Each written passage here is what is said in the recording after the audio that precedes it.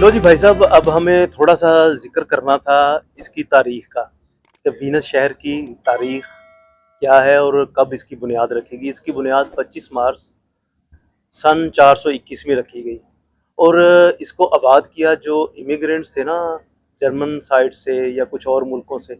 उस वक्त बादशाही निज़ाम था और जबर का माहौल था, तो उन्होंने वो अपने जाबराना निज़ाम से निकल के यहाँ पे आके आबाद हुए।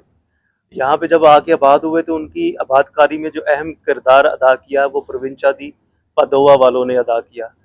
प्रोविंचा मतलब सूबा, जो यहाँ पे पादोवा सूबा है, उन्होंने उनकी आबादकारी में बहुत ज़्यादा मदद की और इसकी बुनियाद रखी।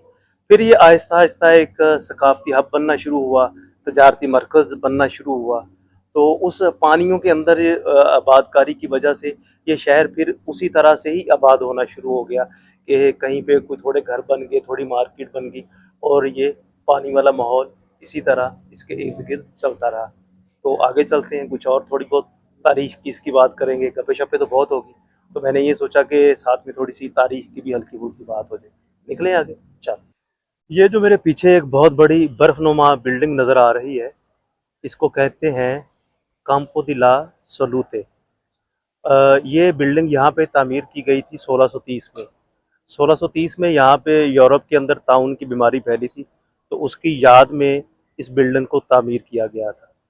नहायत ही खूबसूरत ये बिल्डिंग सयाहों के लिए दिलकशी का मकाम रखती है। भाई साहब, क्या कमाल बिल्डिंग है। इसको मज़ीद करीब से जाके देखते हैं, बहुत खूबसूरत बिल्डिंग है।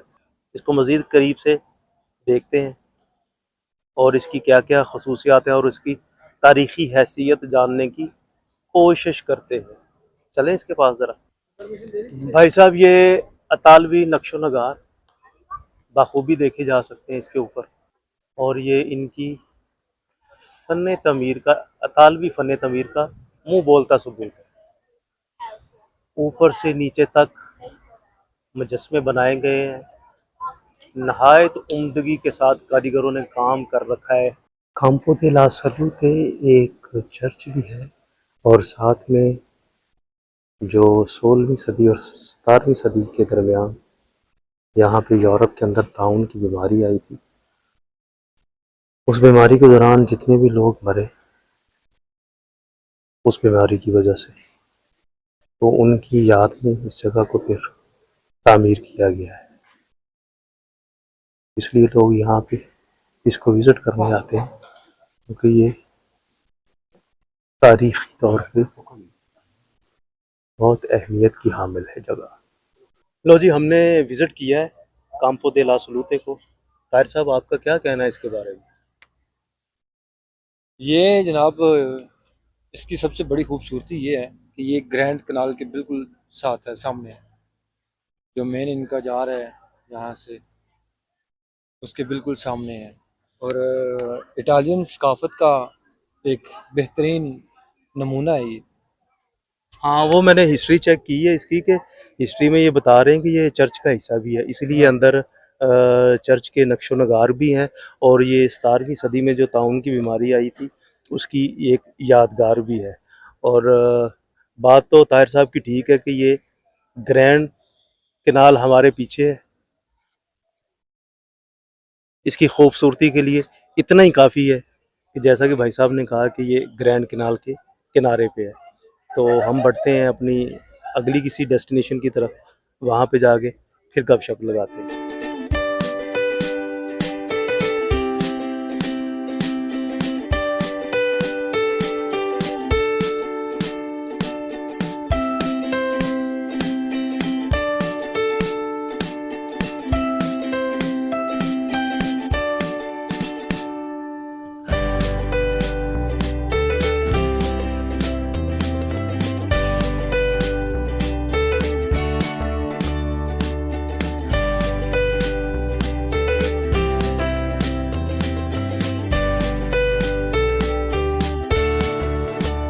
बिल आखिर हम काफ़ी तक पहुँच गए और हमने काफ़ी हासिल कर ली।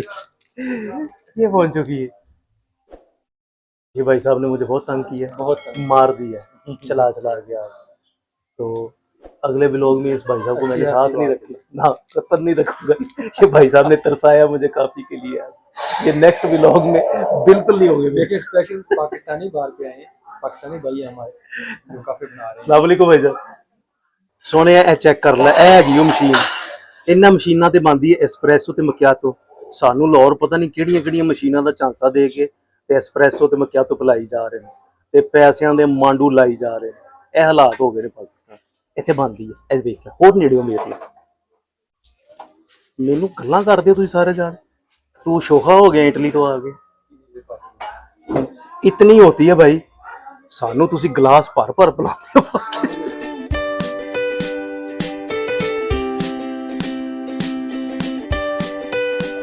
ये है वेनेजिया का बस स्टेशन।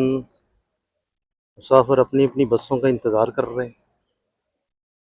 ये ट्राम है, इस ट्राम को अब काफी आराम है। इस ब्रिज को क्रॉस करके हमें वापस पहुंचना है स्टेशन पे, और स्टेशन से फिर पकड़नी हमें ट्रेन, और हमें निकलना है घर को वापस। इस पानी को भी हम खैराबाद कह देंगे और इस वाले पानी को भी, और हम निकल पड़ेंगे इस तरह। मैंने सोचा कि इस ब्रिज से भी जाते जाते एक नज़ारा हो जाए। लेट तो हम हो ही चुके हैं, थक भी काफ़ी चुके हैं, लेकिन इस ब्रिज से भी नज़ारा होना चाहिए। इन्हीं कामों के लिए तो आए हैं वीनस हम।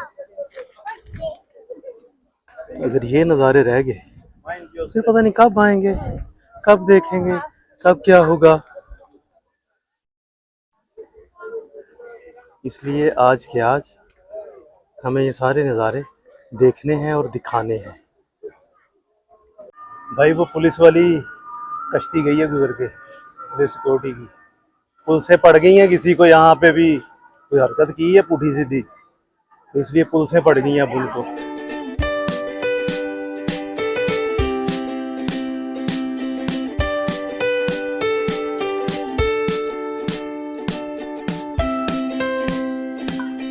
चेक कर भाई, गड्डी स्टैंड ते लग रही है, हो गया है।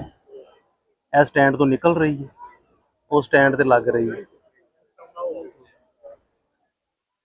लो जी भाई साहब, घूमते घुमाते थक हार के काफियां शाफियां चब चबा के हम आ गए इस पुल के ऊपर वापस, क्योंकि अब हमें वापस निकलना है। थकन से बुरा हाल है, चूर हो चुके हैं। तो जिस ब्रिज पे हम खड़े हैं, इस ब्रिज के बारे में बिलाल भाई साहब हमें कुछ बता रहे थे।